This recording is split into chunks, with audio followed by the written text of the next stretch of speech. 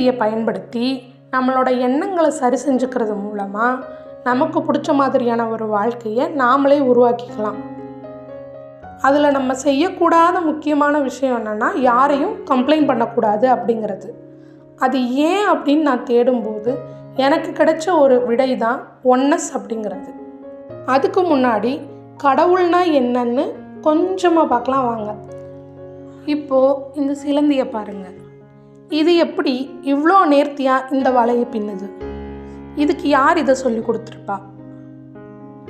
அதுவே இந்த பூச்சியை பாருங்கள், எப்படி இவ்வளோ அழகா அந்த அருங்கோண வடிவத்தை அது மெயின்டைன் பண்ணி அந்த கூட்டை கட்டியிருக்கு.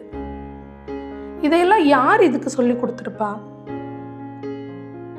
இப்போ இந்த குருவி முட்டை போடுறதுக்கு முன்னாடியே இந்த கூட்டை கட்டியிருக்கு. அதுக்கு எப்படி இது தோணுச்சு? யார் இதை கைட் பண்ணா? இது எப்படி இந்த கூட்டை இவ்வளோ அழகாக கட்டுச்சு? இது எங்கேயும் போய் சிவில் இன்ஜினியரிங் படிச்சிருக்குமா? இதுக்கெல்லாம் எப்படி இந்த அறிவு வந்துச்சு? இது எல்லாமே அந்த உயிர்களோட இயற்கை குணம் அப்படின்னு சொல்லிடுவாங்க.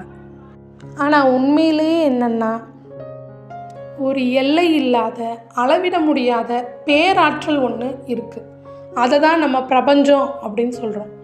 அந்த பிரபஞ்சத்தை கடவுள்னோ இயற்கைனோ எப்படினாலும் புரிஞ்சுக்கலாம். என்னை பொறுத்த வரைக்கும் அது எல்லாமே ஒன்று தான் நினைக்கிறேன். புரிஞ்சுக்கிறதுக்கு நம்மளுக்கும் ரொம்ப ஈஸியாக இருக்கும். பிரபஞ்சம் எல்லா உயிர்களையும் உருவாக்குது. அந்த உயிர்கள் வாழ்கிறதுக்கு தேவையான அடிப்படை அறிவை கொடுக்குது. அந்த உயிர்கள் வாழ்கிறதுக்கு வழியும் காட்டுது. பிரபஞ்சமும் சரி, தனி மனித வாழ்க்கையும் சரி இயங்கிறது எதனாலனா எண்ணங்கள் மற்றும் உணர்வுகள். இது ரெண்டும் தான் எல்லாத்தையும் இயக்கிக்கிட்டு இருக்கு. நமக்குள்ளே இருக்கிற அந்த அடிப்படையான அறிவு, அந்த உணர்வு, அதை தான் கான்சியஸ்னஸ் அப்படின்னு சொல்கிறோம். கான்சியஸ்னஸ் அப்படின்னா என்னென்னா, உணரும் நிலையில் இருக்கிறது. யாராவது மயக்கம் போட்டு விழுந்துட்டாங்கன்னா அவங்கள தண்ணி தெளித்து நம்ம எழுப்பின உடனே நான் எங்கே இருக்கேன் அப்படின்னு சொல்லிட்டு கேட்பாங்க. அதாவது அந்த உயிர் தான் என்ன சூழ்நிலையில் இருக்கோம் அப்படிங்கிறத புரிஞ்சுக்கிட்டு தனக்கு என்ன ஆச்சுங்கிறத பற்றியும் தெரிஞ்சுக்கும்.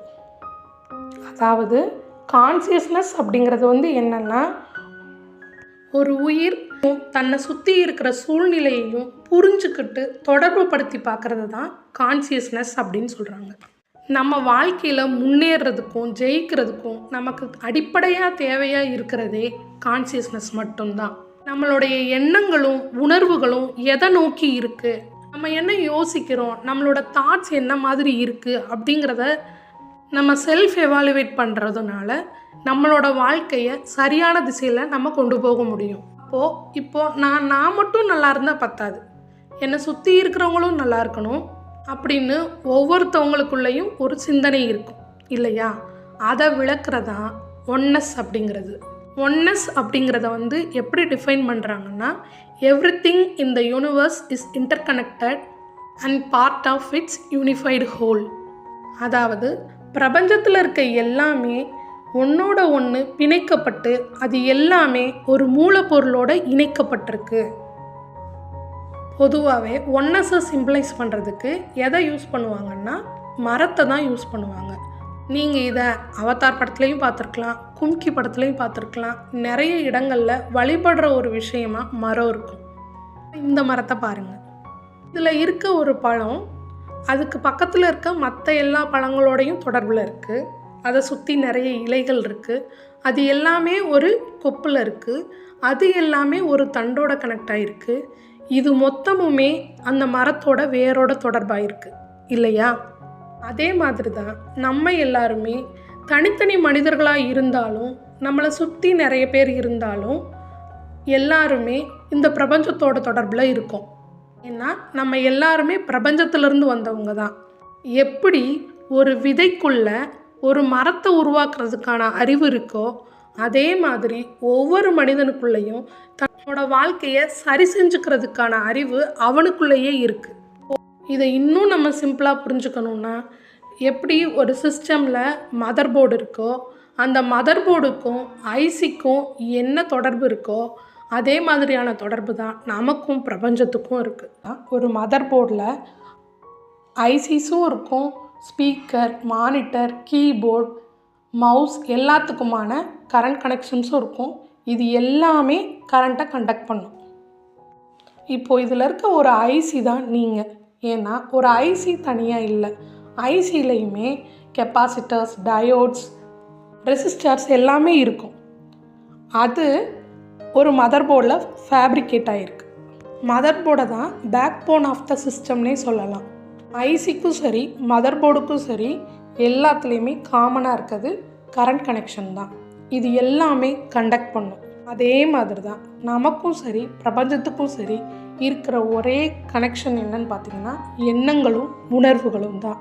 நம்மளோட எண்ணங்களும் உணர்வுகளும் நல்லதாக இருக்கும்போது நமக்கு நல்ல ஒரு வாழ்க்கை அமையும்.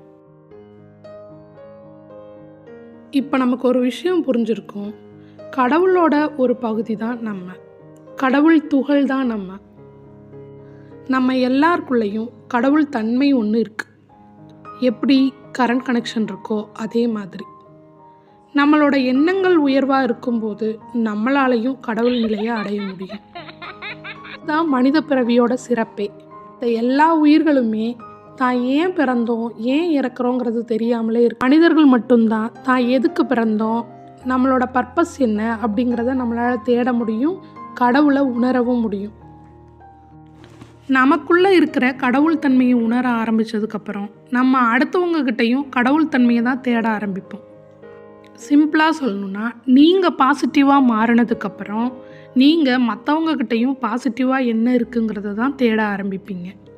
நம்ம என்ன வைப்ரேஷனில் இருக்கிறோமோ அதுக்கான மனிதர்கள் தான் நம்மளை சுற்றி இருப்பாங்க.